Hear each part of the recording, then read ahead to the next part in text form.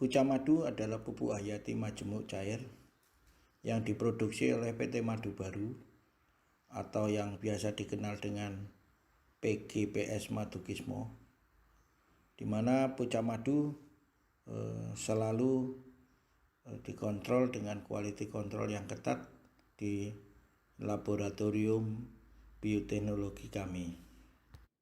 Pseudomonas sp adalah salah satu bakteri yang dikandung oleh pucah madu, di mana Pseudomonas sp ini memproduksi enzim ACC deaminase yang dapat meningkatkan daya tahan terhadap serangan penyakit, dan juga memproduksi hormon sitokinin yang fungsinya untuk merangsang bunga sehingga potensi buahnya akan lebih lebat. Pucah madu juga mengandung Aspergillium sp yang memproduksi hormon auksin, di mana hormon auksin ini dapat memacu perpanjangan akar dan memperbanyak batang cabang V pada tanaman cabai, sehingga potensi produksi dari pohon tersebut akan menjadi maksimal. Bakteri-bakteri yang ada di pucah madu akan menciptakan atau membuat lapisan kutikula pada daun maupun buah itu lebih tebal, dan ini ditunjukkan pada daunnya akan lebih mengkilap, begitu juga buah cabenya juga akan lebih mengkilap, sehingga dapat menghambat atau melindungi daun atau buah tanaman cabai tersebut dari infeksi virus, bakteri, dan jamur patogen, sehingga dapat mengurangi risiko terhadap serangan penyakit. Berikut kami tayangkan sekilas tentang daya kerja pucah madu dalam mencegah atau mengendalikan serangan penyakit pada tanaman cabai. Hal ini penting karena budidaya cabai 60-70% keberhasilan faktornya adalah bagaimana kita bisa mencegah dan mengendalikan penyakit dari tanaman cabai tersebut.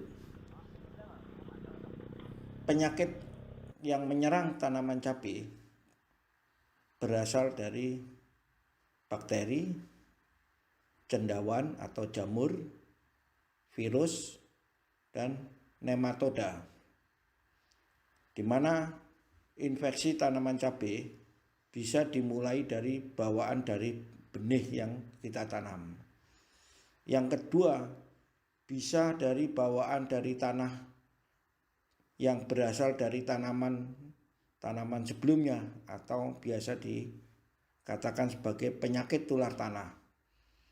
Yang ketiga, penyakit yang ditularkan oleh serangga atau hewan melalui batang, daun, dan buah.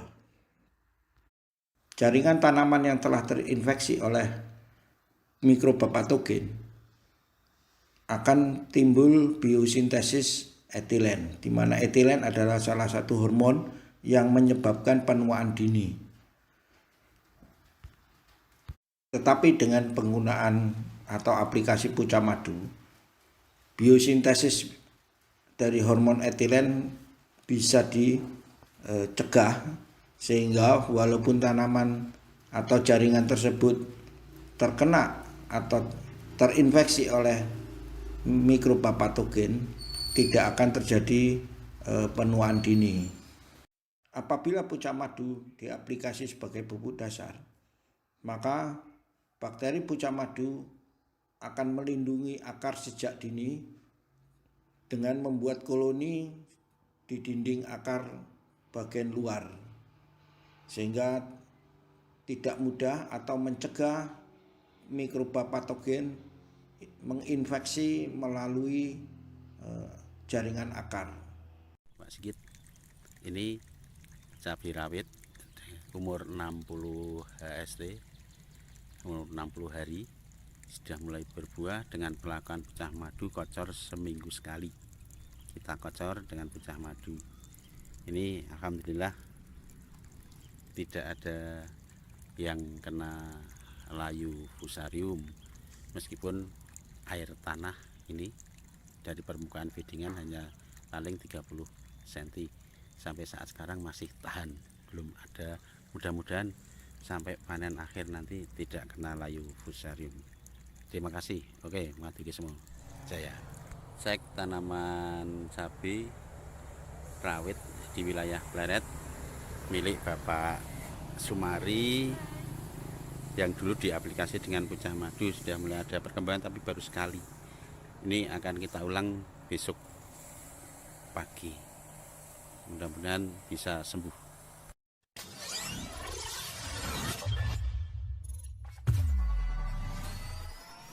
Niki dienceraken pinten kali, Bapak?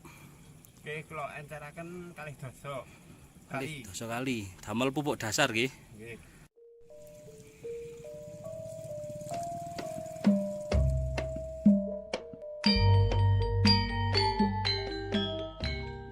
Dosis itu setiap 10 liter dikasih 3 tutup nggih, Pak nggih.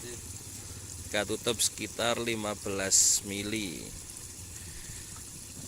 Ini 20 liter dikasih 6 tutup. Ini untuk pengocoran cabai usia 1 minggu. Yang pertama dilakukan sebagai pupuk dasar. Yang kedua dilakukan untuk pengocoran cabai usia 1 minggu. Pak Tabah, Ya. niki perbedaane jenengan ngangge pupuk dasar Pucah Madu sama mboten niku bentene napa, Pak? Kalau umur 1 minggu belum kelihatan ya. Tapi kalau sekilas daunnya udah mulai segar yang pakai pupuk Pucah Madu itu. Oh ngoten nggih.